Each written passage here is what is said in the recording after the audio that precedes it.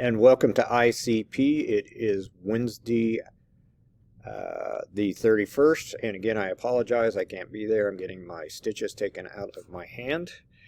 Just here to explain to you what will be going on today.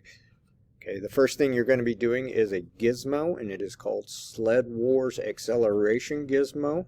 It is a cut down version of a gizmo that I have done for you. You are going to need to download that page, and then I will have a second video in which I go through the gizmo with you, and we will be working through it together, and then you will be able to submit it today. That should not take us any more than the first half of the block at most.